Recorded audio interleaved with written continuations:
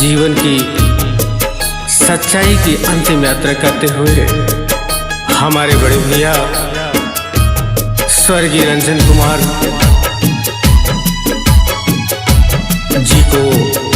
श्रद्धांजलि देते हुए गीत के द्वारा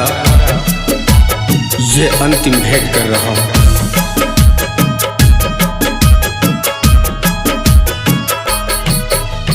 जितना रहे करीब दूर हो गई, जितना रहे करीब दूर हो गई, दूर हो गई, दूर हो गई, हमसे दूर, हमसे दूर, हमसे दूर हो गई, हमसे दूर, हमसे दूर, हमसे दूर हो गई।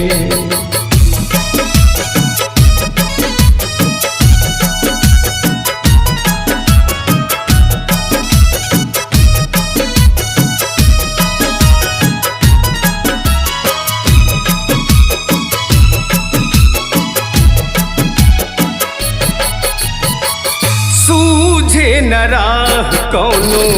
कहवा हो जाई, झटपट टूट गईले ना तारे भाई, ना तारे भाई,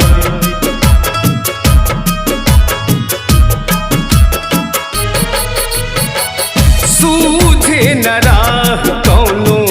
कहवा हो जाई, झटपट टूट गईले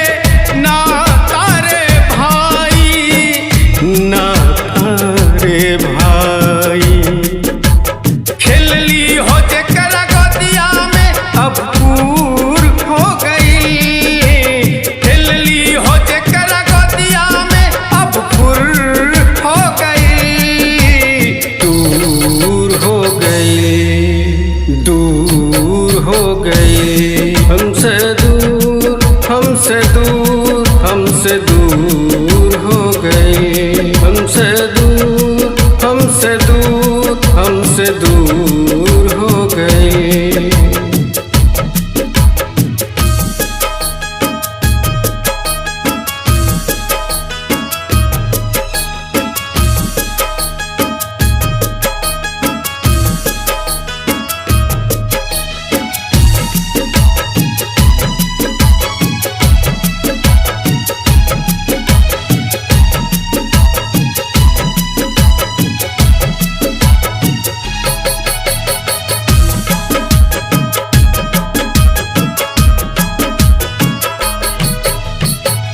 कैली निहोराला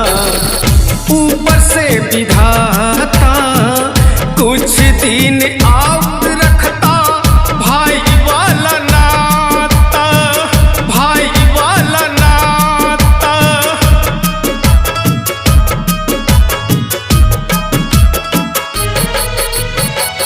कैली निहोराला ऊपर से विधाता, कुछ दिन और रखता भाई वाला नाता, भैया वाला नाता, जो गल जोगावल सपना चूर हो गई, जो गल जोगावल सपना चूर हो गई, दूर हो गई,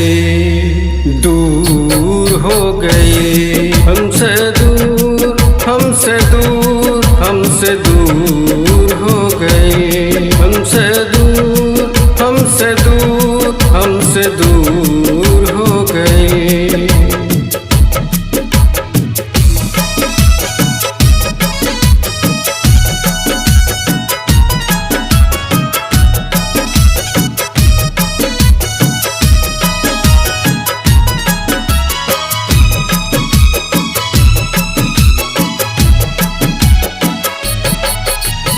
सपना में सोचली नहीं बात ऐसन होई, सारी उमरिया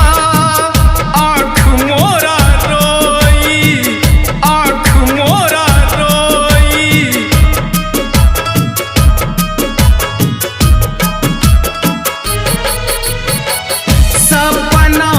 सोचली नहीं बात ऐसन होई सारी उमरिया आँख मोरा रोई आँख मोरा रोई